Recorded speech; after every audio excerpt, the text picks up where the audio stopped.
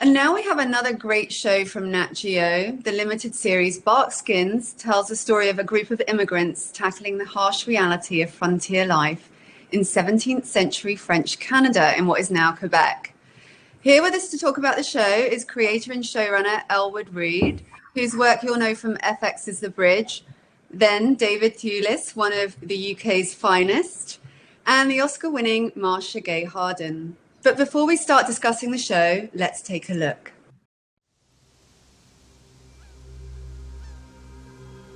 Can you hear it? God in the whirlwind. He can feel us trampling his kingdom.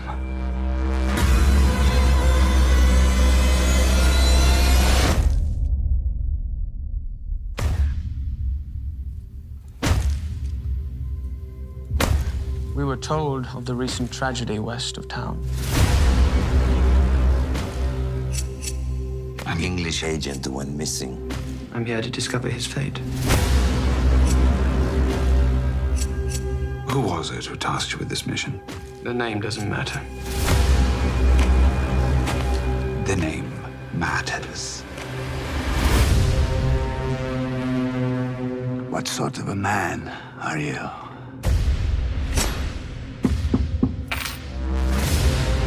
We are hawks in a pen of rabbits. The English are scheming to find their missing men. We can't help each other. Soon, the peace will be broken. And the English and French will go back to the way things have always been.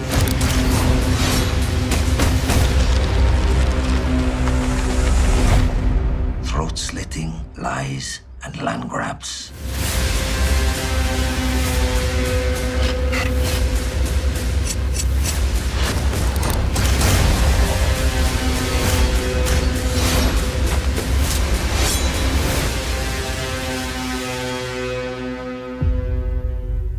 We will have to answer for this. Yes. Yes, we will.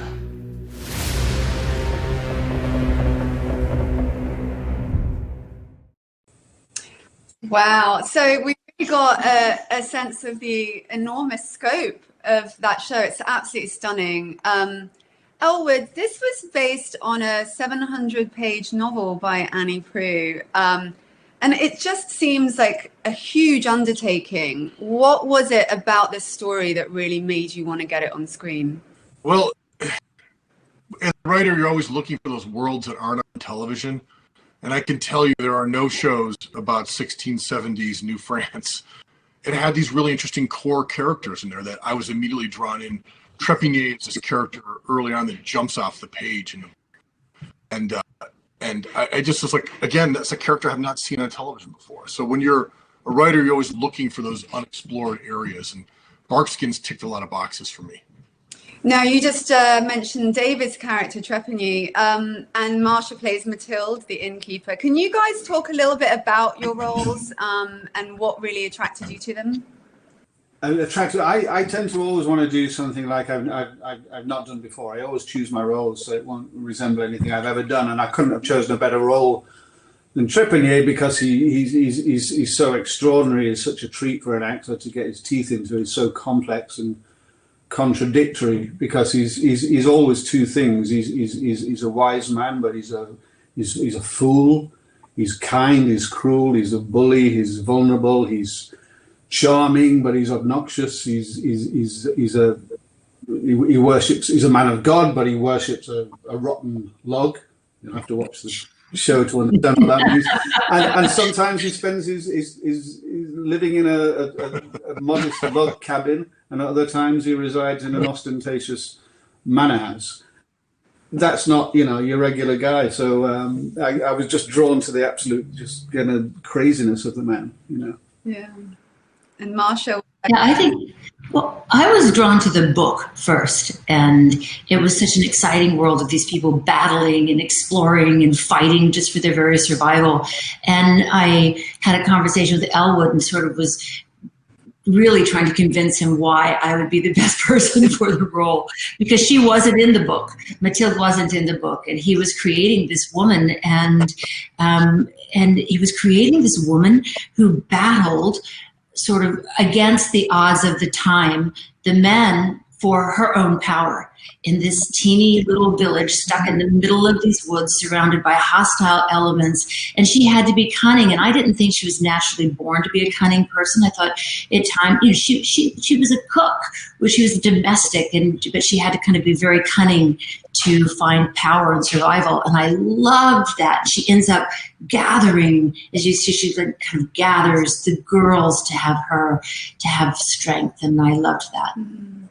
The phrase Marsha used to me was, "I want to get down and dirty." And whenever you have an actor say that to you, I'm like, "Oh, don't say that to a writer." You know, I think location is so magical in this limited series. Can you talk a little bit about the decision to film in the authentic location and what it was like day to day filming in a genuine forest? You know, what's that like for all of you?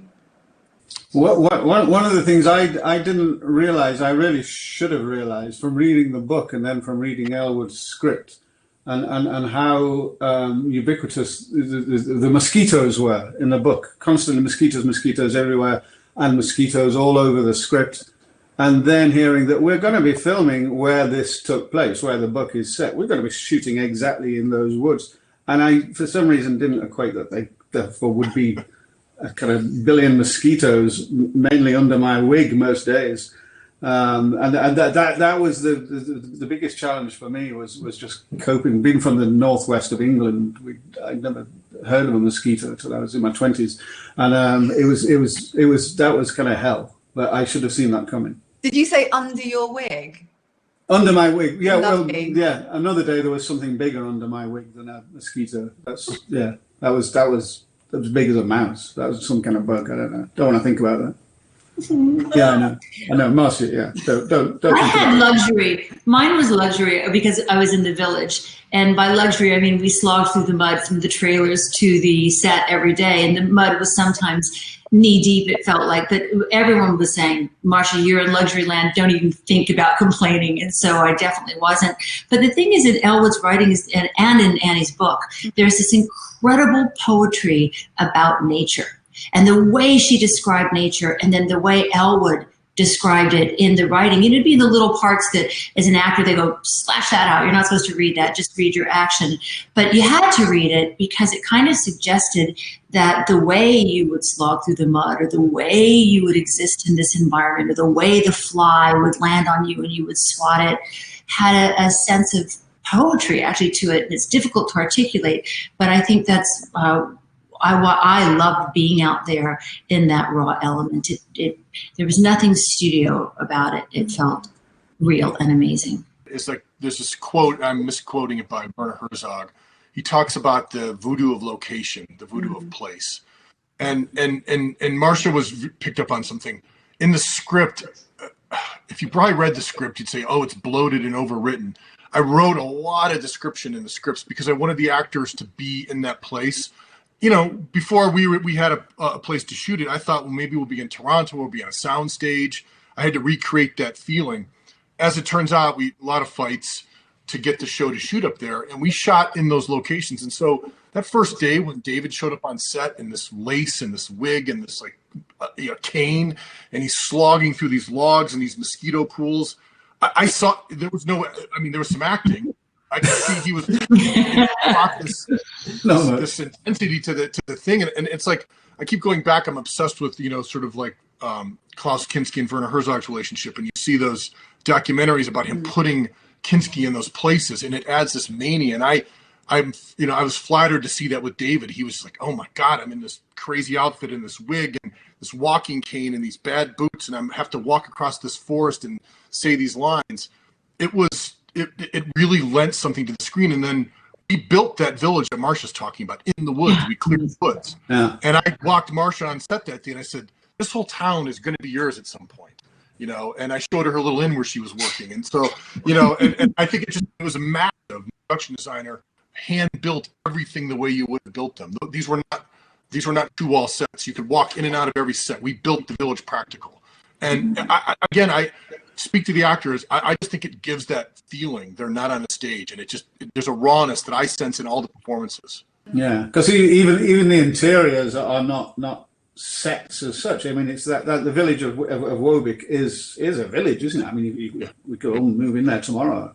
Yeah. And so therefore all the buildings were the interiors and the exteriors are the same. It really was, it never felt at all like a set. And lots of times I found myself, it's very nice on period things sometimes, when you find yourself away from the whole crew and you're sat in a costume, you can't see any lights or cameras, and you're in a little part, and you can really, really believe you're in that period of time if you look around you. And I had that more than ever on Barkskins, because you could do a 360 in that village and walk around it and not feel like it was a movie set.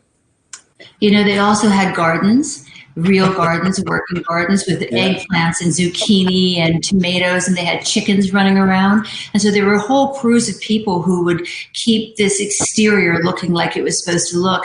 And they kind of got wind that I liked to bake and cook, which I was really getting into character a little bit too much.